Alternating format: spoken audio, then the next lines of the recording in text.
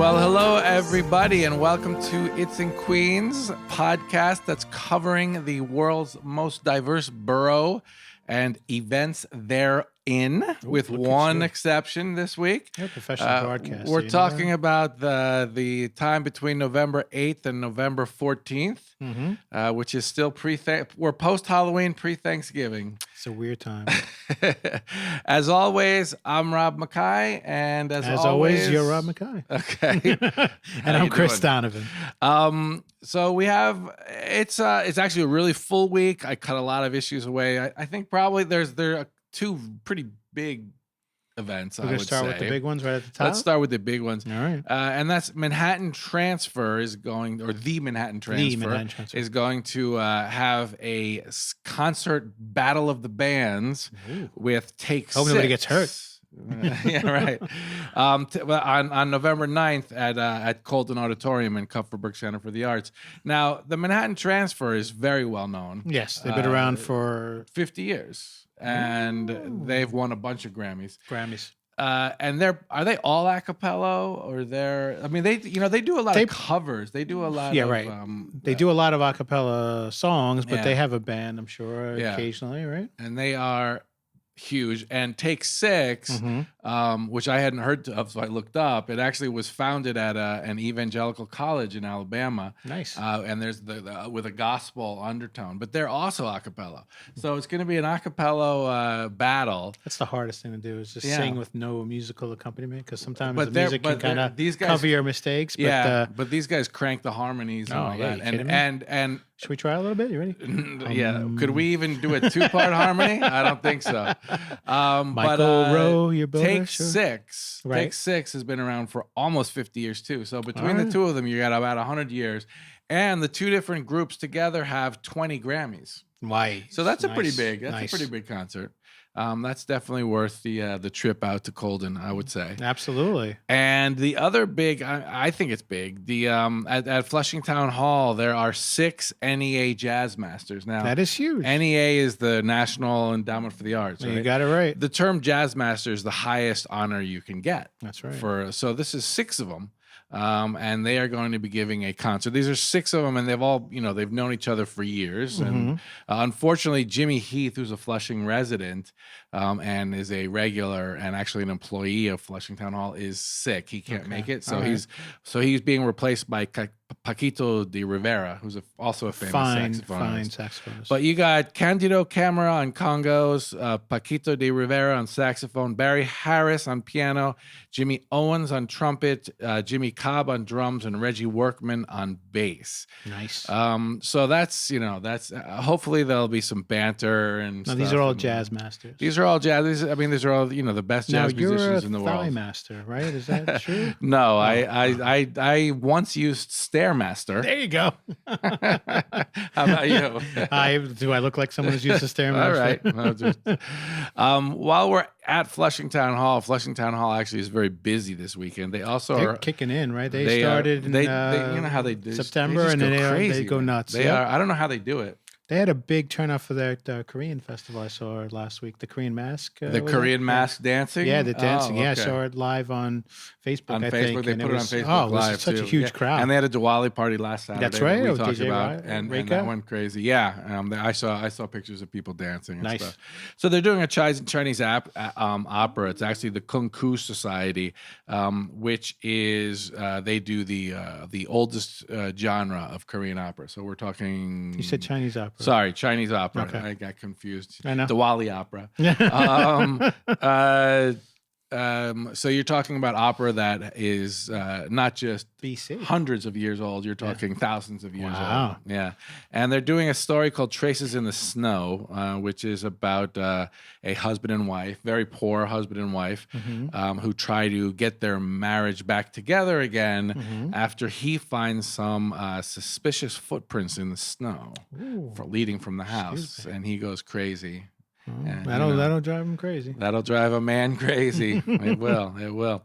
And then they're also doing something called Chinese Lady, which is actually a duet dance performance that relates to a traditional Chinese ink painting. So so the 9th is the opera, the 14th is Chinese Lady, and the 8th is the Jazzmasters. And then they're also, which I didn't include, they're having their live drawing with models. Oh, okay. I know you posed. We've done that before. We've done it before, so I decided not to do it again. But if you would like to paint in a non-judgmental art environment with other painters or aficionados of real live models, right, it's like that gym. It's a no judgment zone. It's a no judgment zone, right? But so that's all big.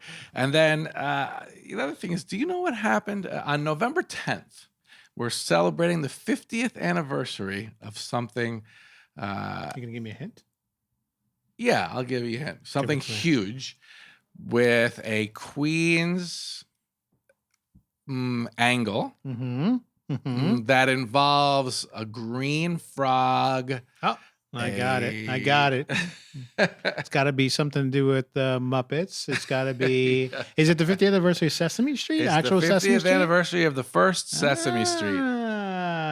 Green Muppet. Green frog gave it away. It ain't easy being green. And also, so you know, Liam's school, my son's school, went and took a field trip to MomI. Oh, okay. And they got to see all the puppets. Right. Yeah, the Jim Henson collection. So yeah. as you, he wants to be a puppeteer now. Oh, does he? Yeah, it inspired him. Okay. So not a firefighter anymore? No, he never wanted. He wanted to be a paleontologist. Paleontologist? Yes. He's 7 years old and he said he wants to be a paleontologist. Yes, I was surprised he actually could say that word. Well, anyway, as people may or may not know, Jim Henson basically donated his stuff to the Museum of the Moving Image, which has a Jim Henson exhibition. But because it's the 50th anniversary, they're doing a whole bunch of other programs. Did he film at Kaufman Studios? Yeah, that's why he. All right. They still do, as a matter of fact. Yes. And all of the Muppets are actually the Standard Motors building on Northern Boulevard. Yes, I do. It's their 100th anniversary. Oh, really? Yeah. Well, that's where they all sleep. Oh, okay. You may find this hard to believe, but there's actually many, many Miss Piggies. And many. Oh, you're breaking down. many Fozzie the Bears. You're ruining my childhood. So what they're doing is they're doing this first on November 10th. They're showing the original episode, the first episode. Oh, that's cool. And there are 3 people who worked on it who are still alive or who are going to be for a panel discussion afterwards to talk about it. So you can watch the first episode, and they're repeating that, and they have some other. Was Gordon an original character? I don't know. You'd have to go to the panel session and make that question. Well, that's a question I would be surprised if they started with 5 Muppets. Okay. They kept on going and introducing They started adding, characters. Yeah. I know they now have a disabled girl on their string. That's right. Yeah. So that's kind of fun, and if you can't do it on November 10th, they're going to show the film again on November 24th. But there are a couple of other related films and exhibitions and other things that you workshops and stuff. I love it, Sesame Street. Yeah, and you gotta love Sesame Street. Part of my childhood. For sure. Yeah, I remember the Muppet Show Monday nights at 8. With Stadler and Waldorf making fun of them. Yeah, that was about as good as it gets. And the Swedish Chef. Could you do the Swedish Chef now, or would you be accused of being like anti-Swedish? That's going to be Scandinavian. That's a stretch. I don't think anyone thought that was a representation of Swedish people. Thought it was just a funny character. Anyway, then you call is Animal representative of all drummers? That's a good point. There are some very intelligent drummers out there. Right, and there's some that bathe. And that's right, absolutely. Anyway, there's also a vintage car show at the Bayside Historical Society. I dig those. I love old cars. Yeah, I wish I could. I was more mechanically inclined and knew how to fix a car. Oh, yeah. Every time I open a hood, I look for a big on-off switch. Well, it's getting that way. We're getting it there. Anyway, the Classic Car Club of America has a Long Island Sound chapter. Okay. And so they are going to be providing it's vintage and antique. Love it. A little bit of both. Yeah. And they're out in front of a historic house in Bayside on Fort Totten so that's kind of nice. Then we have some self-improvement. You're a self-improvement guy. Always looking for a better Chris Donovan. Because I know the one that exists right now is not at its best. You mean there's some room for improvement? Oh, yeah. Okay. Hey, the room to move up is there's room to move up. Plenty of room to move up. Couldn't get much further down. Our room for improvement. Our good friend Jack Eichman, who the happens official to be Queens historian by designation of her own borough president. Yep, there it Sorry, I is. stole your line. No, well, he has an annual tour of the 7 train where you go all the way throughout the 7 train. I used to do that. I'd ride the 7 train beginning to end back in just for kids. fun, or yeah, okay, so he fun. actually gets out. You get a pass and you get out and you come back. That's good. He is now doing that. We only had 75 cents. So. Yeah, you hopped. He is now going to do that for the L train. Oh, okay. So it's like, does this count as a Queens event? He's the Queens historian. You're actually going to start in the West Village. Mm-hmm. So he's going to take you to the West Village, and actually, he's probably going to take you to Highline Park to begin with. Oh, I like Highline Park. You're starting in the West Village. You're going to go to the East Village. Right. You're going to go to Williamsburg and Bushwick. Yep. And he's going to talk about there, and then you're going to go to Ridgewood. I think actually ends in Ridgewood. I think the most fascinating part of this is the L train actually running. Yeah, that's right. It's a multi-hour. It's an all-day event. It's a multi-hour, multi-borough tour. But you're right. That is a good point. Yeah. But if you want, there's so much changing in the demographics and everything. Absolutely. The other 2 things I would say is that there's a guy named Richard Panchik, and he's got a book called Abandoned Queens, which talks about all the different parts in the borough that are abandoned. Sure. And he's going to do a discuss, sell, sign event at the Rocco Moretto Post in Astoria on November 14th. An abandoned part of Queens? Like well, he's got Long Island Railroad track. I guess he's got a Long Island Railroad track. He's got there's an airport, a defunct airport. Where is that? Do you know the Vanderbilt? What's called the Vanderbilt Motorway or whatever? It's right in like Alley Pond Park. Oh. It was the Vanderbilts built it as their own personal driveway to go from their house in Manhattan to their estate in Long Island. I would never have bought their jeans in the 70s had I known this. No, different Vanderbilt. Oh, is Gloria Vanderbilt the same thing? Oh, okay. Come on, man. Well, I've actually walked on it. There's a place. It's basically in Alley Pond Park. Okay. So there are all these other abandoned places, and you're right about the train tracks. Yeah. So they're all in the book. So he's going to be discussing abandoned Queens. I like it. Yeah. I like that a lot. Actually. I do too. Yeah. Yeah. And then the other thing is, do you know Mitch Waxman? We've talked about him before. He's a character. He's a true character. Right. He is I guess it's fair to say he's the world's foremost authority on Newtown Creek. Oh, that's a tough creek to be authority on. I hope he runs the Newtown Pinnacle, which is a blog about the which is only 10 fingers on his right hand. Yikes. But he's been obsessed with Newtown Creek forever. He does that. He does a boat trip where he talks about the history and everything on it. Mm-hmm. He has the Newtown Pinnacle, which is the blog about it, and he has a book, a just newly published book, which is all about Newtown Creek. You got to be passionate about something, right? Yeah.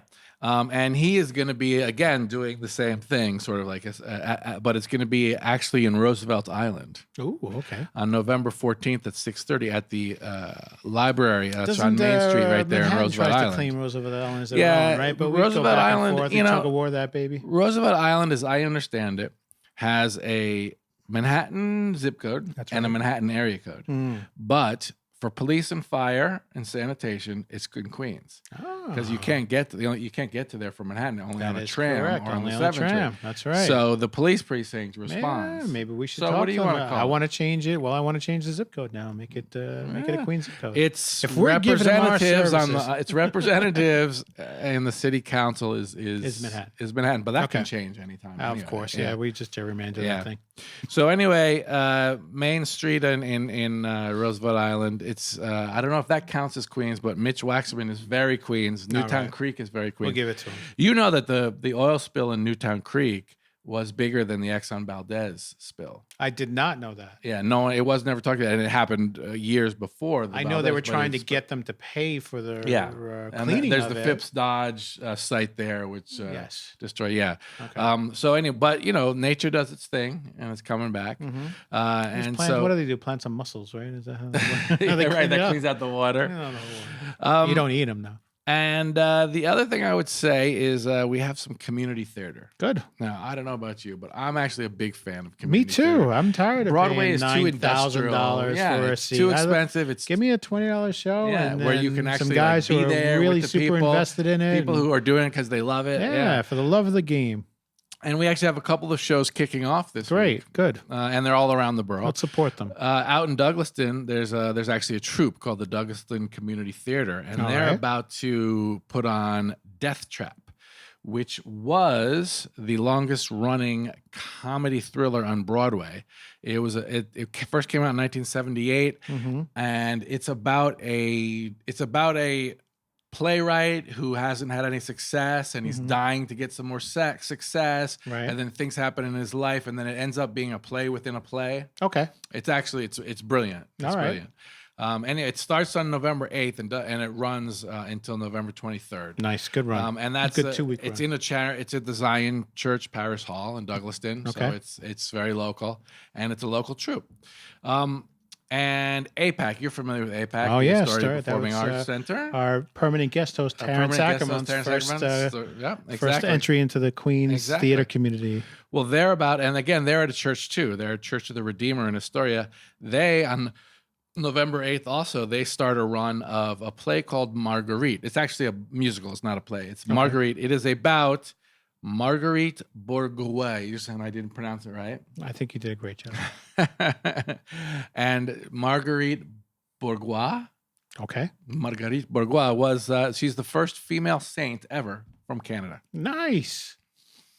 And she had. I heard Justin Trudeau was going to come to this play. Is he going to wear some socks? That's right.